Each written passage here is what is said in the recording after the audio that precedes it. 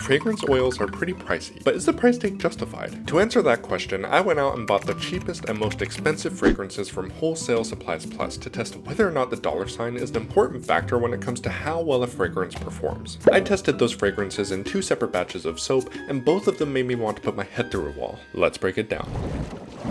Fragrance oils are to a soap maker what sugar is to a baker.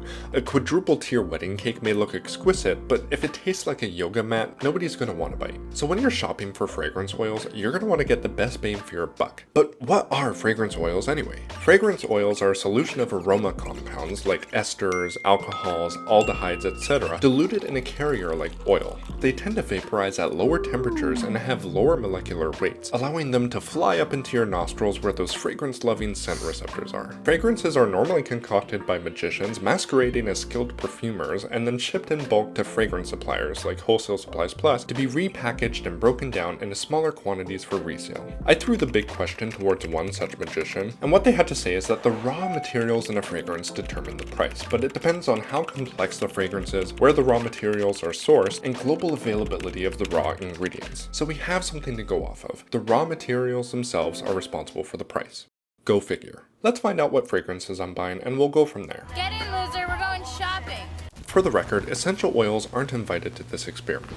I surfed around Wholesale Supplies Plus and their cheapest fragrance was Coconut Sands at $4.36 per 2 ounces. Their most expensive fragrance was Beach House at $12.45 per 2 ounces. Coincidentally, both coconut fragrances. So why is there a price difference of $8 between them? If we pull up the safety data sheet for Coconut Sands, we can scroll down to the materials section to find the aromatic compounds that make up the fragrance as well as their general quantities. If you were to ask a perfumer what the precise quantities were, they would say, "I cannot tell you, it's confidential." I won't break it down too much, but we can see that Coconut Sands is composed of 10 fragrance compounds with an average aromatic composition of 40%, the other 60% being the carrier. If we take a look at the safety data sheet for Beach House, the more expensive fragrance, we can see there's a whole lot more aroma compounds. 13 more. That's almost double. And combined, they make up on average 99% of the fragrance, with only 1% being the carrier. So I think we've cracked this nut. Beach House is likely 3 times more expensive than Coconut Sands because it's a far more complex and concentrated fragrance. But that's all on paper.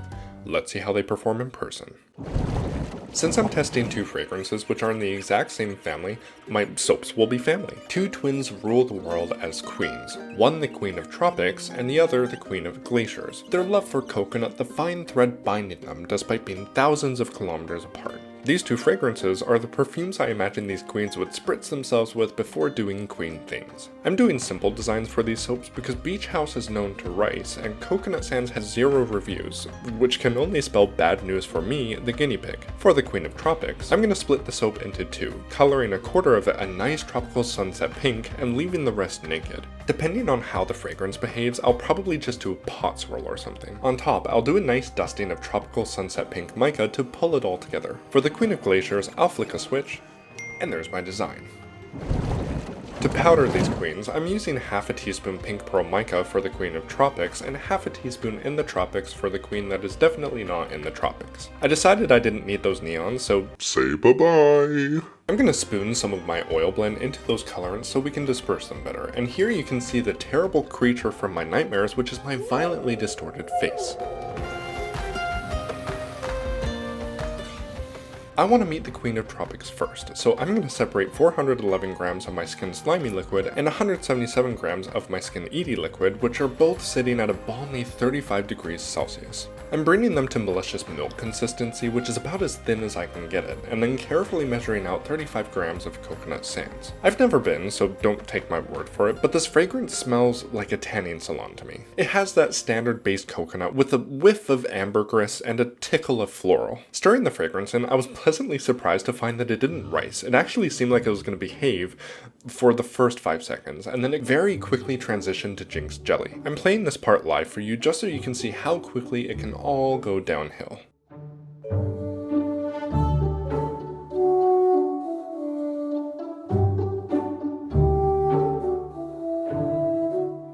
I did see some mild ricing, so I went to grab my stick blender and I now have a bowl of Jell-O sitting in front of me. There's still some fluidity, so I'm going to chance my colorant portion of the soap so it isn't completely naked. This is the form of soap which I like to call baneful butter, which is when it's so thick that one could cut it into chunks. If you're new to the soap universe, please remember to subscribe if you want to see more soapy fails like this. There's a lot.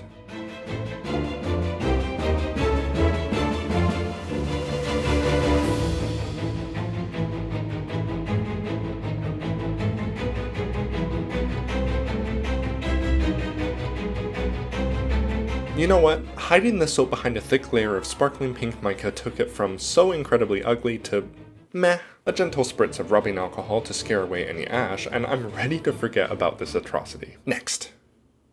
The rest of my Skin ED liquid gets poured into my Skin Slimy liquid, and I blendify until blendified. About a minute. The Queen of Glaciers is getting perfumed with Beach House, which is a much sweeter coconut aroma than coconut sands and is less itchy to my nostrils. It almost smells like a coconut sunscreen, which is perfectly fitting because with the Earth's glaciers rapidly liquefying, the poles will be tropical in no time. As I pour 35 grams of fragrance, you can probably see some chunks rising from the depths from whence they came. And that's because this fragrance is rising. Rising usually happens when a naughty aromatic compound bonds with the solid oils or butters, and the only way to get rid of them is to blend them to mush.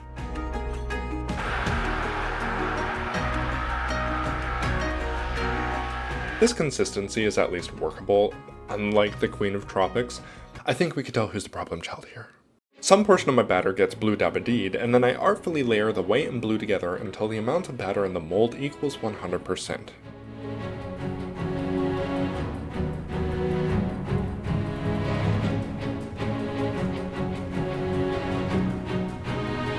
Since Beach House was comparatively more composed than coconut sands, I'm able to texture the top with a popsicle stick. A nice dusting of powdered Smurf goes onto the Queen of Glaciers, as well as a juicy spritz of rubbing alcohol, and the two sisters are ready to sleep and dream of how beautiful they're going to look in the morning.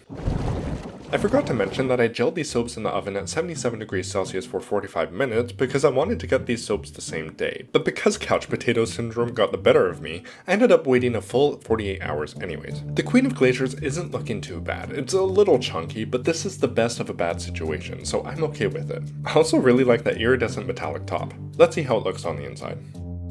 Okay, color me surprised. It actually looks really good. Look at those blue veins running through the white. The fragrance is also really strong, and coconut fragrances are notorious for fading, so the Queen of Glaciers gets to keep her throne. The Queen of Tropics is a bit of a hot mess. I was expecting it to look a lot worse, to be honest. I thought there'd be a lot of air pockets, but it actually seems okay. It's underperforming in the fragrance department, unfortunately. I have to get uncomfortably close to get that perfumey sort of coconut smell, and even then it's less complex than it was out of the bottle. Let's dress them up for the product shots and see what we think. Side by side, we could definitely see a resemblance between these two soaps. One of the most obvious distinctions between them is the Queen of Tropics looks curdled.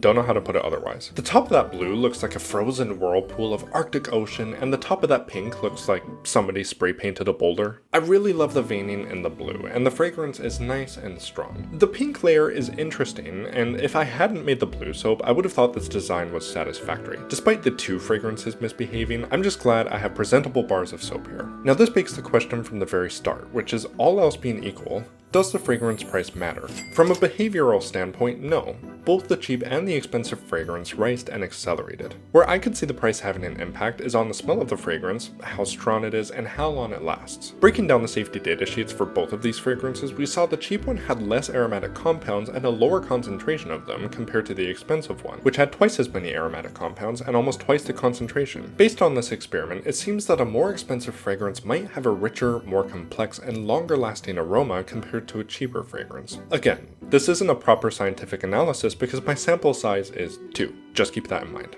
I love doing little experiments like this and really digging into the why. If you enjoyed as well, don't forget to like and subscribe to see more soapy mysteries uncovered. That was a soap journey with the Soap Universe. Thank you for watching. Bye bye.